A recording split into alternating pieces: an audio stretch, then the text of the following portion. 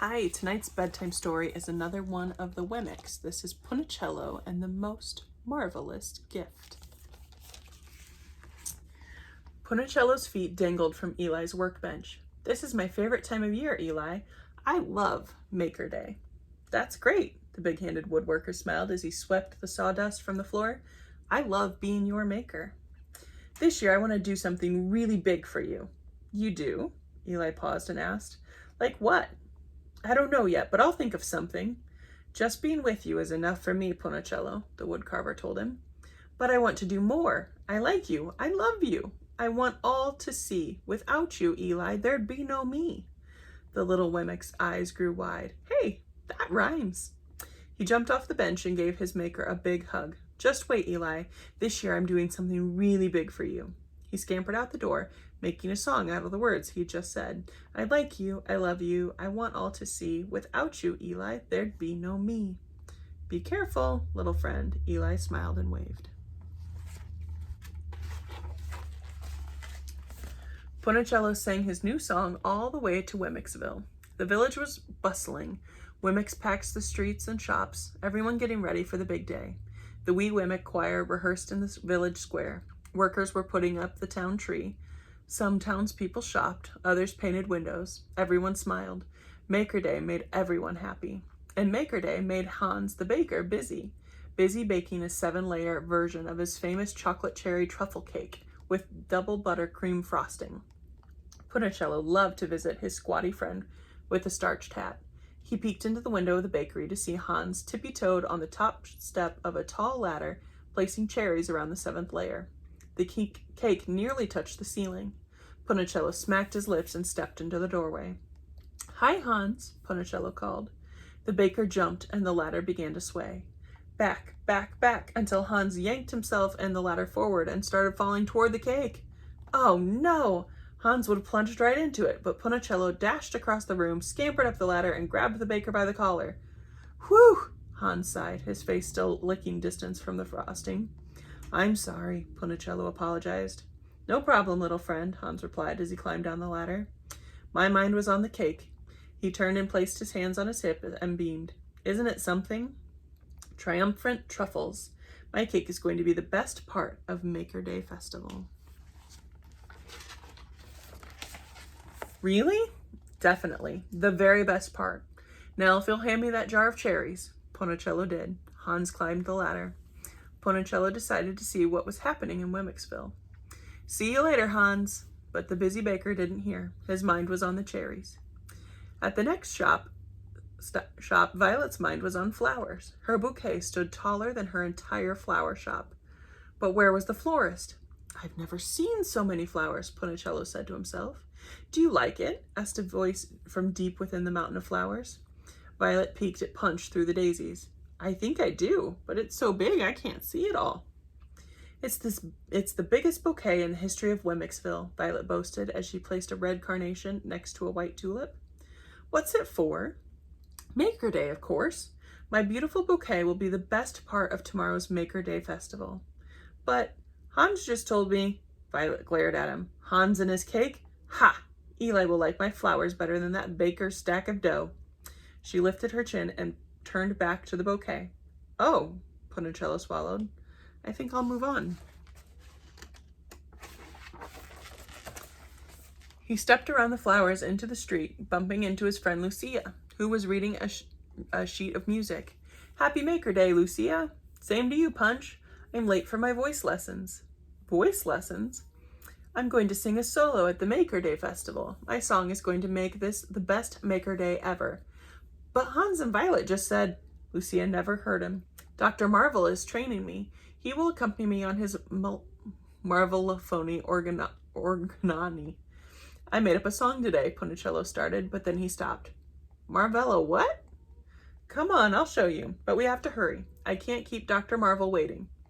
Lucia grabbed Punchinello's hand and led him down the busy street, past the toy store packed with little Wemmicks, past the dress store painted red and green, past the huge Maker Day tree standing in the middle of the Wemmick Square.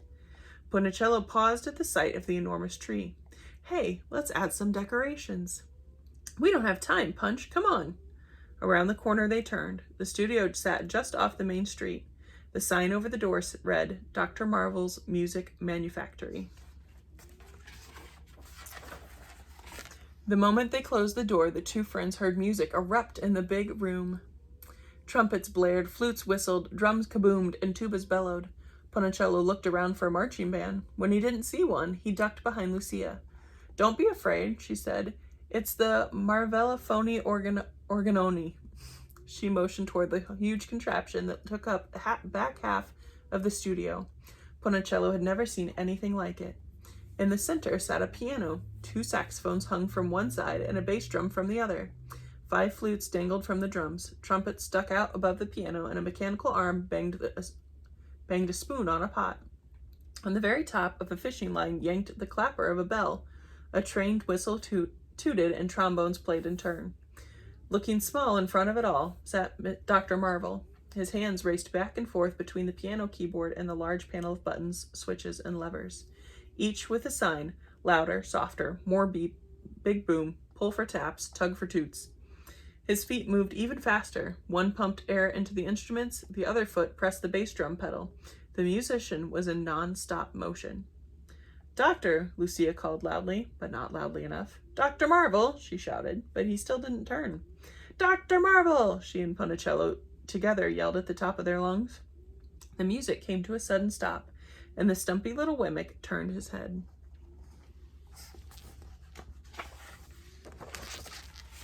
When he saw Lucia, his thick eyebrows lifted, and he peered over his glasses. Why, come in, and who is your friend? This is Punchinello. Hello, funny pillow. Come in and rest. Isn't my music machine the absolute best?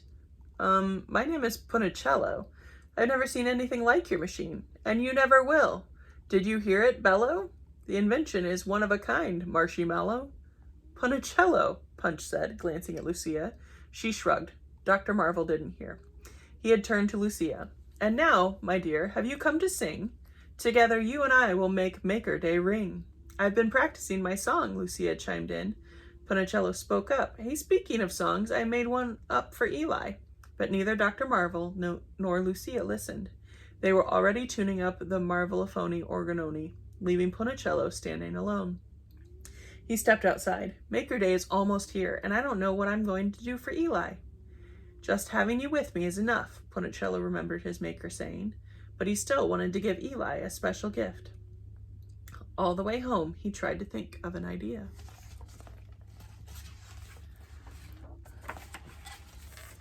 The next morning, he was still thinking about the gift for Eli. With hands deep in his pockets, Punchinello talked to himself all the way to Wemmicksville. Maybe I could bake a wemberry pie. Then he remembered how awful his last pie tasted. Nah, I can't cook. What if I make a bouquet for Eli? Then he remembered the size of Violet's flower arrangement. I could never make one that big, Punch said. Punchinello had no idea what to do. It was Maker Day, and he had no gift to give his maker. Main Street overflowed with Wemmicks. Every wooden person in Wemmick Valley was pressing toward the town square where a large circle had been roped off. In the center of the circle, the Maker Day tree sparkled. The mayor and his wife stood on a large platform. Before them were 3 large objects hidden under pieces of canvas. Punchinello knew exactly what they were. Violet stood next to one, Hans beside the other, and Lucia paced between them, back and forth in front of the covered music machine. She looked worried. Dr. Marvel was nowhere to be seen. Punchinello caught her attention. Lucia, he shouted, where's Dr. Marvel? She looked over her shoulder toward the blanketed instrument. That's when Punchinello saw the moving bumps under the cover. Something is broken, she said. Before Punchinello could ask more, the mayor and his wife stepped in front of the huge Maker Day festival sign, tapped on the microphone, and announced, Happy Maker Day, everyone! The crowd cheered. Unrolling a big scroll, the mayor began to read a very boring speech. Being that this is Maker Day, and we are made by our Maker, I hereby and so forth, with henceforth pleasure. Punch noticed Dr. Marvel peeking out from under the cover, motioning to Lucia. She leaned over. He whispered, and she turned red. She whispered back, and Punchinello knew something was wrong. That's when they looked at him. Lucia motioned for him to come over. He crawled under the ropes. You've got to help us. The air pumper is stuck. Dr. Marvel needs you to run the controls while he keeps it working. But I don't know how to. It's easy, she interrupted. Just sit on his shoulders and do what he says. The music professor nodded.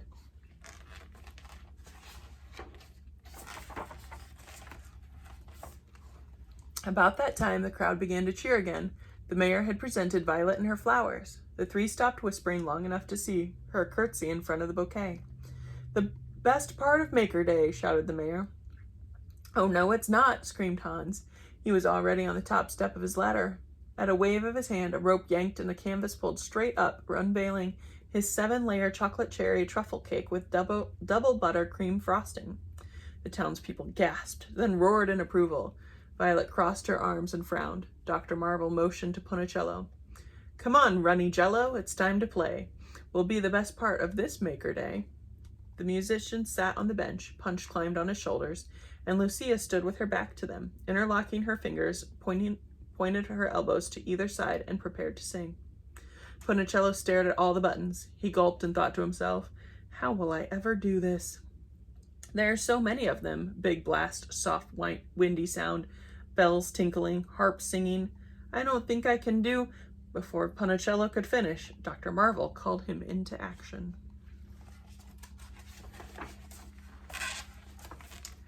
Honey Mellow, let's get flashing. Pull the lever that reads cymbal crashing. Punchinello looked frantically, spotted the lever, and gave it a pull. Mechanical hands lifted a set of cymbals, and crash, the song began. Lucia started singing, her voice warbling up and down as if someone were shaking her. Thinking she was sick, Punchinello looked over his shoulder, but Lucia wasn't sick. Why are you making that noise? He hollered at her. Pasty fellow, for chit-chat we have no time. Reach to the right and give me a chime. Punchinello pulled the rope bell and felt the music professor bouncing beneath him, pushing doubly hard on the air pump. Instruments came alive, blasting and blowing, sounding Punchinello in a hurricane of music. Dr. Marvel kept shouting instructions as Punch pushed buttons. A blast from the tuba, now strings from the cello. Keep alert up there, funny fellow. My name is Punchinello, the lever-yanking Wemmick yelled. He leaned down as his voice would be heard.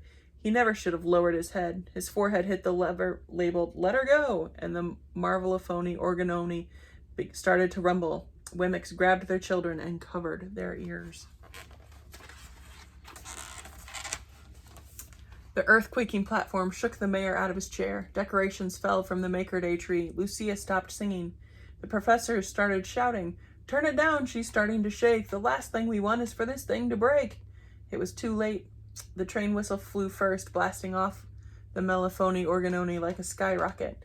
The trombones were next to go, then the saxophones. With the boom of a kettle drum, everything else exploded. Flutes flew and cymbals sailed. Punch and Professor were doing all that they could, switching switches, pulling ropes, but nothing helped. Dr. Marvel should have stopped pumping, but for some odd reason, he pumped harder than ever. And since there was no instruments, the air blasted through the bouncing hose right at Hans's 7-layer chocolate cake, blowing icing and cherries all over the Wemmicks. Lucia grabbed the flopping hose and yanked it away from the cake, but accidentally aimed it in the direction of Violet's bouquet. The air suddenly filled with flowers, petals raining down on the already sticky cake-covered Wemmicks. The villagers were stunned. 1 minute they were ducking flying French horns, and the next they were showered with cake and carnations. Then in an instant, the pandemonium stopped. The town square was quiet, the Wemmicks in shock from the explosion.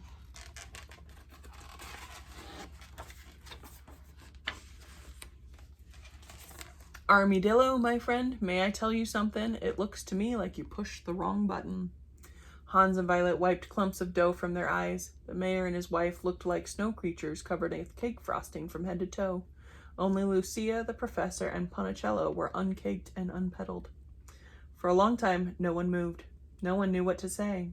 That's when they heard the flute, a single, small, sweet-sounding flute. A little girl standing next to a tree, hair sticky with cake, was playing it. At first, she didn't notice everyone looking, but when she did, she stopped. I'm sorry, she blushed. It landed in my lap. Please, Punchinello pleaded. Keep playing. Everyone nodded. The soft flute sounded nice after the bellowing marvelophony organoni. Not far from the girl, an old Wemmick picked up a violin and began to play. Another villager, familiar with clarinets, found one and played along.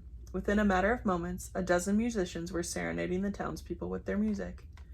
Dr. Marvel sighed with relief. Lucia smiled, and Punchinello raised his hands and announced, "Hey, every Wemmick, I've got a great idea."